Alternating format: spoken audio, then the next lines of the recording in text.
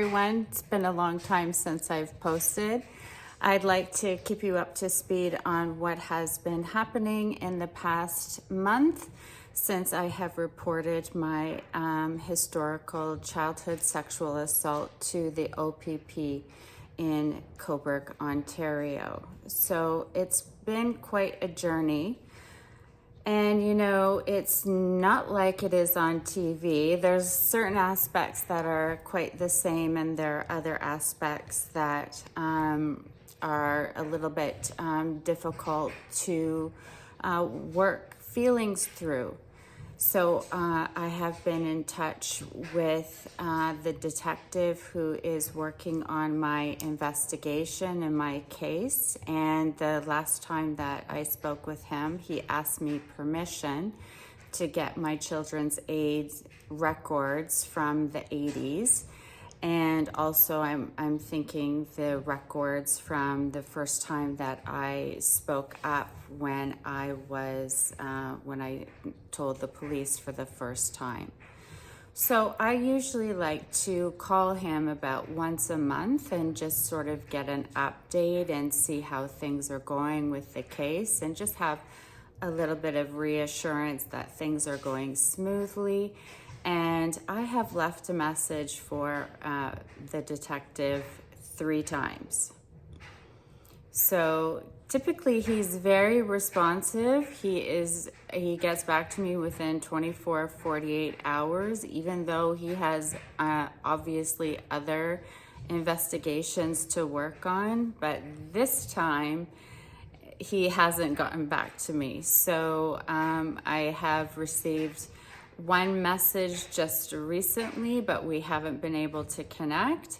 So today I plan on making another phone call and leaving him another message. It is now March the 19th, and I'm hoping he has had the time to go through my children's aid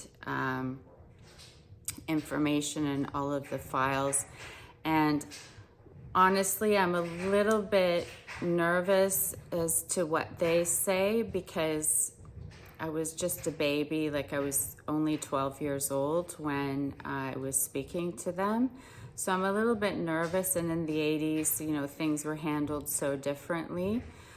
So, which brings me to my next point, some really, really good news. I've got a fantastic new psychotherapist. And her name, I'm gonna give you her name right now. It is Kate, K-A-I-T, Edmonds, E-D-M-O-N-D-S, Psychotherapy. And you can look her up and book some time with her. She's young, she's well educated, well versed. She has the required intellect, she has the required empathy, and she has some really, really good tools and really good strategies. And she's making connections for me that in 30 years of therapy I haven't made before. So I'm really, really super impressed with her. And I would highly recommend anyone going through this process of reporting to have a guide. And that's what I hope to be to many others around the world. When I finish this process, I am going to hopefully be that guide for you. And once I get a diploma under my belt and a few more courses, I have every intention of being a trauma coach, or a coach that will walk you through the process of reporting. So some good news and some not so good news. It's really interesting when you have suffered a trauma such as any kind of violence or sexual violence, and someone doesn't return your call, someone in a position of authority, it really makes you feel vulnerable. And I really don't like the feeling of being vulnerable at all. I have a lot of trouble sitting with that feeling. I like to take care of myself. I like to be aware of what I'm feeling, work through it privately, and just get on with it. But this process has brought up all kinds of new feelings, which are new lessons for me to discover in my healing journey. So I'm pretty grateful for them at the end of the day. I'm really grateful I have someone help coordinate them with me. So Kate has been wonderful. We had a bit of a glitch this week. I had a lesion pop up on my head. As many of you know, I do have basal cell carcinoma. It's a form of skin cancer. So I really took my time making this video. I was not feeling very well and not really up to speed on making an update for this series of videos. So my goal today is to call the detective again, leave another message. I have booked another appointment with my psychotherapist, Kate, so I can talk to her about issues that have come up since I have not spoken to the detective constable yet, and sort of work through those feelings. So before I had, if psychotherapy or therapy of any kind isn't available to you, I wanted to recommend 2 books. I did not have enough money when I was younger to go and seek out therapy, a one-on-one therapy. I sought out groups where sexual assault was discussed, but I went to the big bookstore downtown in Toronto, and but today you can find it anywhere, on Amazon even, and it's called The Courage to Heal. Now, I have used this book for more than 25 years. So I have highlighted portions that pertain to me. I have really literally held on to this and did not feel as alone in the world. So it's an excellent resource if you want to purchase that. Men and women the same. It is not a gender issue. Sexual assault is not a gender issue.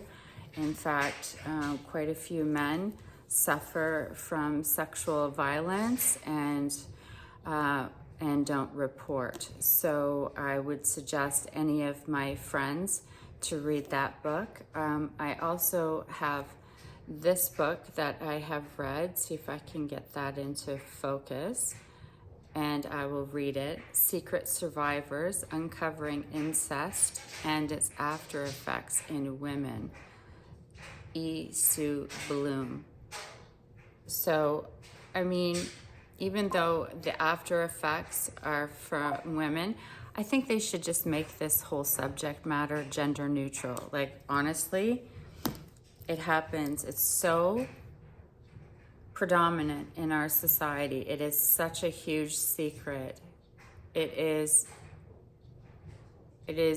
a horrific generational trauma that can be passed down over and over and over again. And even if you are a person who chooses to get help and therapy and even medication like me, just so I could have a quote unquote normal life, you know, it still causes trauma that's passed down through our DNA to our children, which is something I find incredibly frustrating, because I want to just kill that generational trauma. I just want to stop this one dead in its tracks.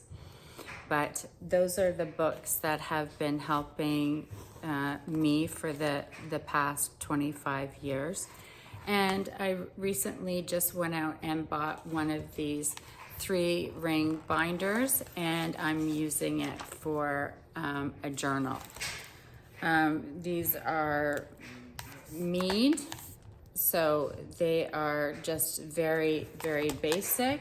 They don't need to be expensive, and it really helps when you write your feelings down that they come out.